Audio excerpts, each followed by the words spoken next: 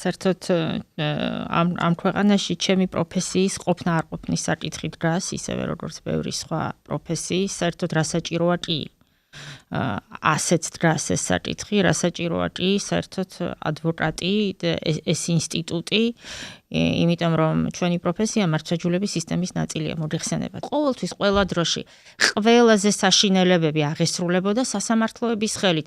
ასე იყო ჩვენთან 30-იან წლებში, თქვენ რა გონიათ ფაშისტურ გერმანიაში მოსამართლეები არ იყვნენ, მათი ხელით აღესრულებოდა ყველაზე საშინელი რაღაცეები ქვეყანაში. აი ზუსტად იქ ვართ ჩვენ დღეს, ამიტომ ჩვენი როლი ძალიან მძიმეა, ანუ ეს არ არის წმინდა პროფესიული როლი, რასაც ადვოკატები სასამართლო დარბაზებში განახორციელებენ, აი ჩვენი როლი რა ხლავთ ეს, ვამხილოთ და ვაიძულოთ ეს მოსამართლეები უსმინონ ჩვენ მართალ პოზიციას სასამართლო დარბაზებში.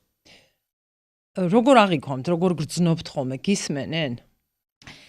იცით რომ ხო, არა, რასაკვირველია, აქ ადამიანს ძარღვი ერთხელ რო გაუწყდება. ანუ ეს სასამართლო სისტემა იცით რა არის?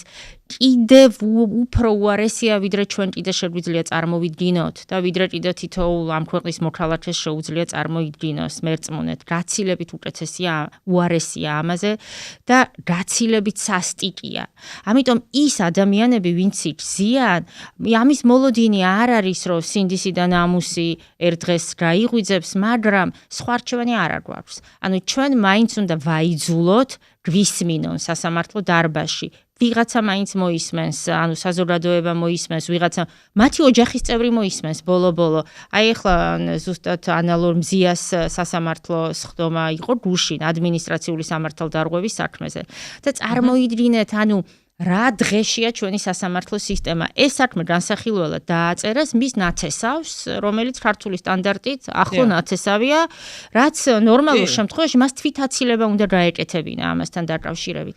მან არ გააკეთა თვითაცილება და მზიამ და მისმა წარმომადგენლებმა პროცესზე დაუყენეს აცილება, იმიტომ რომ ანუ ჯერ მხარეებისთვის ეს უნდა ცნობილი გახადო და უცნაურია ხომ, რომ მაინდა-მაინც შენ ნათესავს უნდოდეს, განიხილოს ის საქმე, ცამდე ქვეყანამ რომ იცის, რომ სტიკერის გამო დააკავეს, შემდეგ გაუყალბეს ოქმი და ეს ადმინისტრაციული სამართალდარღვევის საქმე მთლიანად შეთითქმულია. და არა ცილა მოსამართლემ.